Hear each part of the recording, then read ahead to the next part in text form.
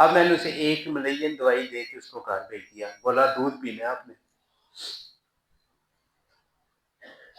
میں نے اسے صرف اتنا ہی پوچھا اور اتنی تکلیف کو مد نظر آ کے اگلی دفعہ وہ مریض مجھے آپ کہتا ہے کہ صاحب اب میری شوگر نارمل ہے۔ یار آپ نے تو شوگر پہلے نہیں بتائی تھی۔ کہتا ہے شوگر اب میری نارمل ہونی شروع ہو گئی۔ اب کہتا ہے میرے پاؤں کے جو اگلے پنجے سن ہو جاتے تھے، رات کو ان میں مجھے بہت زیادہ تکلیف ہوتی۔ کہتا ہے یار اب میں پہلے سے ٹھیک ہوں۔ یاد رکھے میں نے صرف ایک پوڑی روز دینی شروع کیا رات کو، زیادہ دوائیاں 3 ٹائم دینی نہیں شروع کی، غذا 3 ٹائم دینی شروع کی ہے۔ صبح ناریل دیا ہے، دوپہر کو دلیا دیا ہے، شام کو ابلے چاول دیے ہیں۔ یہ 1 نمبر خوراک صابر صاحب نے لکھی، میں نے 1 نمبر دوائی دینی شروع کر دی۔ تو کہتا ہے یار پہلے میرا بی پی انتہائی ڈاؤن چلا جاتا تھا، اب میرا بی پی بالکل نارمل رہنا شروع ہو گیا۔ کبھی 1 نمبر دوائی سے بی پی ڈاؤن ہوتا ہے اور ڈاؤن ہوا ہوا جلدی ٹھیک ہو جاتا ہے۔ اور بھائی برائے مہربانی اس چارٹ کو انتہائی فالو کریں۔ میں آپ کے سامنے رکھنے کا میرا مقصد ہے تاکہ آپ کی تشخیص میں آسانی ہو۔ تشخیصی پہلو کو مد نظر رکھیں، مریض سے پوچھیں کہ آپ کو کس وقت تکلیف ہوتی ہے، کون سا وقت زیادہ ہے، اس کے مطابق بھی دوائی تجویز کرنا آپ کے لیے انتہائی آسان ہو جائے گا اور آپ پریشان نہیں ہوں گے، اور فٹافٹ فون کرنا آپ کا مقدر نہیں رہے گا انشاءاللہ۔ ٹھیک ہے، تو میں ہارٹ اسپیشلسٹ کی طرف آپ کو دوبارہ لے کے آتا ہوں۔ یہ تشخیصی پوائنٹ میں نے آپ کے سامنے اس لیے رکھے ہیں، ماشاءاللہ آپ لوگ سارے باشعور ہیں اور بڑے ہیں۔ آپ نے کبھی غور کیا کہ جب ہم چھوٹے تھے تو ہمارے بہن بھائی ہمیشہ سحری کے وقت ہی ہوا کرتے تھے؟ اماں کہتی تھی اٹھو اٹھو پتر باہر نکلو، سارے نکلو جو باہر نکلو، ہم پرانے گھر جا کے سو جاتے تھے۔ تو کیا ہوتا تھا، بچے کو صبح صبح نکلنا آنا ہو، آپ کا تو بھائی ہو گیا جی۔ تو سارے اکثریت آپ نے دیکھا ہوگا جن لوگوں کو ہارٹ اٹیک ہوتا ہے وہ سحری میں ہی ہوتا ہے۔ آپ نے وقت نوٹ نہیں کیا؟ تو یہ وقت ایسا ہے کہ اس اندر عضلاتی سابی تحریک ہوتی ہے، جو سحری کا ٹائم ہوتا ہے، تو اس وقت انتہائی پیوریفائی آکسیجن ہوتی ہے۔ استاد عارف صاحب رحمۃ اللہ علیہ اسی سٹیج میں سنا، میں نے ایک دفعہ اپنے کاپی میں لکھا تھا انہوں نے مقالہ جات میں ایک بات بیان کی تھی، جو بندہ 6 مہینے تہجد پڑھ کرے اس کو کبھی بواسیر نہیں ہوتی۔ جو بندہ 6 مہینے تہجد پڑھ لے اس کو کبھی بواسیر نہیں ہوتی۔ بڑا حیران ہوا یار، میں نے اس کو تجربہ کرنا ہے۔ میں آپ کا وقت تو لے رہا ہوں لیکن آپ کو وہ باتیں بتا رہا ہوں زندگی میں انشاءاللہ آپ کو کام دیں گی۔ تو میں نے اس کو تجربہ کیا، مشاہدہ کیا۔ میرا ایک مریض تھا، اس کو تکلیف ہوتی تھی، درد ہوتی تھی، اور میں نے بولا یار چل یار آپ کو بواسیر ہے، اتنی تکلیف آپ کو ہوتی ہے تو آپ 2 نفل تہجد پڑھ لیا کرو۔ وہ کہتا ہے ٹھیک ہے۔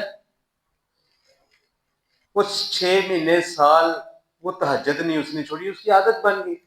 وہ کہتا ہے حکیم صاحب، بڑی دیر بعد میرے پاس آیا، وہ کہتا ہے حکیم صاحب آپ نے مجھے کلیہ بڑا زبردست دیا تھا، اب مجھے تکلیف نہیں ہوتی، اب میری قبض ٹھیک ہے۔ کس وجہ سے؟ کیوں ہے؟ اس میں کیا ہے کہ جو پیوریفائی آکسیجن ہے، جس میں کٹا دھول اس طرح کا کچھ نہیں ہے، صاف ہے بالکل، وہ آپ کو سحری نہیں ملے گی۔ آپ تو نہیں ملے گی، آپ چونکہ ادھر گنجان آباد علاقے جتنے، لیکن گاؤں علاقوں میں الحمدللہ یہ آپ کو ابھی بھی نعمت مل سکتی ہے۔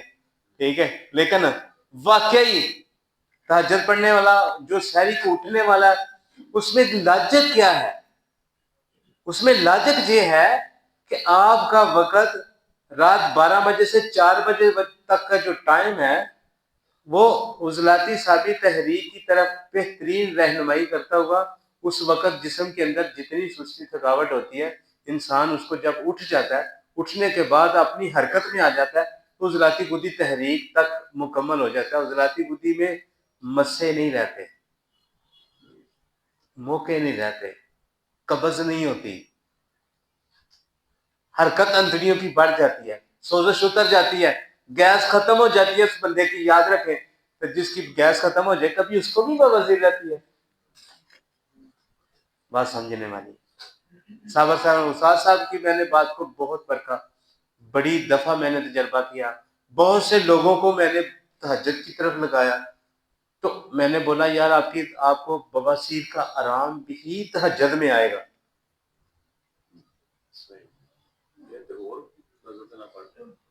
تو پھر تو اللہ نے مجھے کامیابی دی. میں نے آپ کے سامنے یہ وقت رکھنے کا مقصد میرا یہ ہے کہ آپ پوری فطرت کے جتنے قوانین ہیں دیکھیں. کبھی جب بھی کوئی علامات آپ کے سامنے آئیں گی اس کو ٹیلی کریں وقت کے ساتھ، تو دوائی اس وقت میں دینے کی کوشش کریں اگلی تحریک کی، تو انشاءاللہ آپ کی کامیابیاں ضرور ملے گی. کبھی دیکھیں آج سے شروع کرنے کی کوشش کریں گے، ذہن بنائیں گے تو انشاءاللہ تعالی. اچھا، اب تشخیصی پہلو کی طرف آتے ہیں کہ صابر صاحب رحمۃ اللہ علیہ نے ہمیں ہارٹ اسپیشلسٹ کیسے بنایا.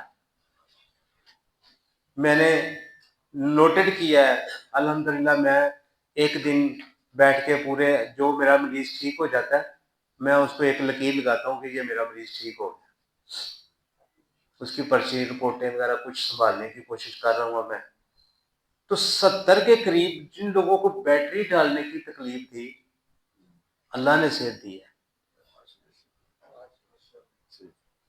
70 کو میں نے تجربہ کیا.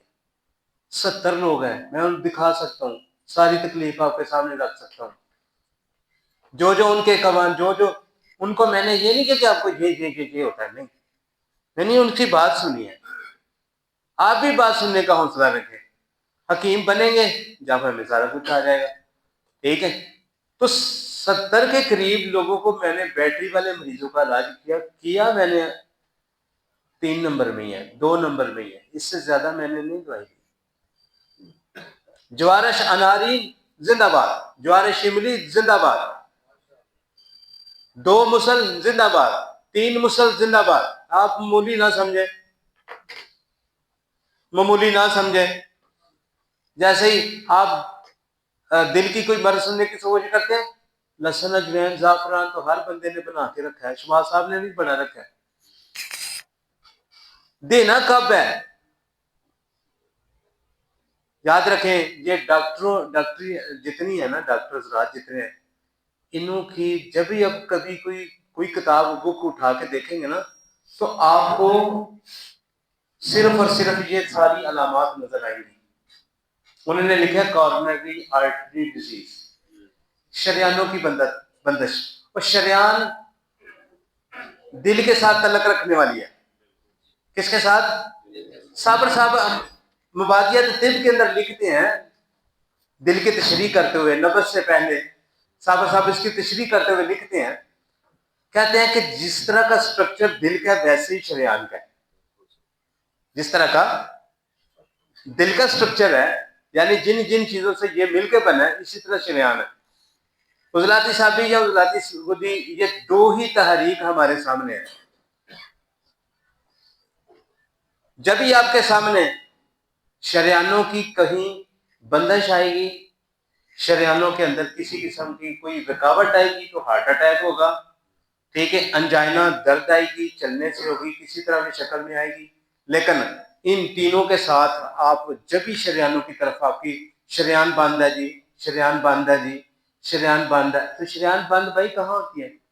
سکیڑ میں ہوگی. جب دل کی عضلات کے اندر تحریک ہوگی تو سکیڑ آئے گا، ادروائز تو نہیں آئے گا. تو سکیڑ 2 ہی وجہ سے آ سکتا ہے، یا عضلاتی صابی ہوتا ہے یا عضلاتی غدی ہوتا ہے. تو میں مریض سے کبھی نہیں ہچکچاہٹ محسوس کرتا. اس کی تشخیص کے اندر 2 ہی چیزیں سب سے زیادہ صابر صاحب نے بتائی ہیں. تحقیقات المجربات کتاب ہے، اس کے اندر صابر صاحب نے 2 علامات بتائی ہیں. کہتے ہیں کہ عضلاتی تحریک ہے. عضلاتی تحریک کے اندر کیا ہوتا ہے؟ ہوا. کیا ہوتا ہے؟ ہوا اگر انسان کو زور لگا کے خارج کرنی پڑے تو عضلاتی صابی.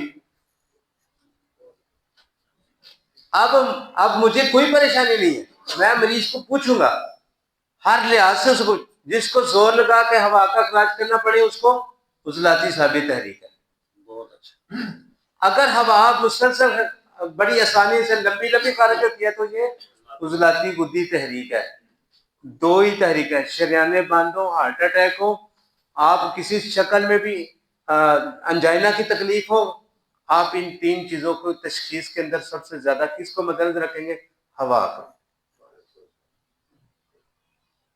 تو کیا پریشانی ہے؟ کوئی پریشانی نہیں. پوچھیں، تسلی کریں، ہچکچاہٹ محسوس نہ کریں، ہیسیٹیٹ نہ ہوں کسی شکل میں بھی. مریض سے سوال کرنے میں کبھی بھی نہ ہچکچاہٹ محسوس کریں، سوال کریں، عورت ہو، بچہ ہو، بوڑھا ہو، سارے. ٹھیک ہے؟ تو اب آپ کو کبھی بھی دل میں کوئی پریشانی ہو اور ساتھ اس کے ساتھ ہوا ہو، اس کو ہارٹ اٹیک ہوا ہو، فٹافٹ کر کے سٹنٹ ڈالنے کی کوشش کی ہو، سٹنٹ ڈالا ہی عضلاتی شریان کے اندر جاتا ہے، یاد رکھیں گے. سٹنٹ کب جانا جاتا ہے؟ عضلاتی تحریک، یا عضلاتی کتی ہوتا ہے یا عضلاتی صافی ہوتا ہے. بس تشخیص آپ نے کرنی ہے. میں نے 300 لوگوں کا علاج کیا. کتنے کا؟ باقاعدہ ریکارڈ، آن لائن ریکارڈ، ہر چیز موجود. جن کی شریانیں تنگ تھی میں نے کیا کیا؟ اب میں علاج بتاؤں گا، سارے لوگ مجھے کل فون کریں گے. علاج نہیں میں آپ کو بتاؤں، ہاں تحریک بتاتا ہوں. تحریک کیا ہے؟ 2 ہے. عضلاتی، آپ نے کیا کرنا؟ عضلاتی صافی ہو تو آپ نے غدی عضلاتی تحریک نہیں پیدا کرنی. صابر صاحب نے ہمیں کلیہ دیا، آپ نے صرف 3 نمبر ہی دوائی دینی ہے. صابر صاحب نے 6 ادویات لکھی ہیں، 6 ادویات لکھی ہیں 3 نمبر میں. کبھی کسی نے ہارٹ اٹیک والے کو مسرانی دال کھلائی؟ میں نے کھلائی، میں نے کھلائی مسرانی دال. مسرانی دال دی، شوربہ، مسرانی دال، چنیاں دی دال. لیکن کب کھلائیں گے؟ جب آپ کی تشخیص میں پورا آپ کو یقین ہو. یقین. صابر صاحب ایک جگہ لکھتے ہیں، ہم نے تعارف کتاب کو اتنا رٹا لگایا تھا، میرے استاد بیٹھے ہیں، میں نے اس کو زبانی یاد سنا دیتا تھا.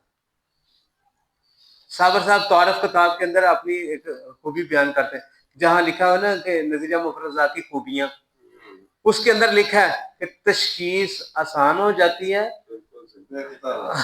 بے خطا علاج ہوتا ہے، اور یقین معالج پختہ یقین والا ہو جاتا ہے،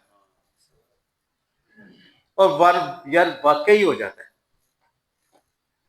میں نے 300 لوگوں کا، جن کی شریانوں کے اندر بندش تھی، میں نے ان کو عضلاتی غدی دوائی سے علاج کرنے کی کوشش کی. اللہ نے مجھے کامیابیاں دی. آپ بھی کوشش کر کے دیکھیں. لیکن آپ دوائیوں میں بخل نہیں کریں گے. کبھی آپ نے 3 اکسیر کو نہیں بولنا. میں آپ کو یہ سیدھی بات کہہ دیتا ہوں، کون سی چیز کو نہیں بولنا؟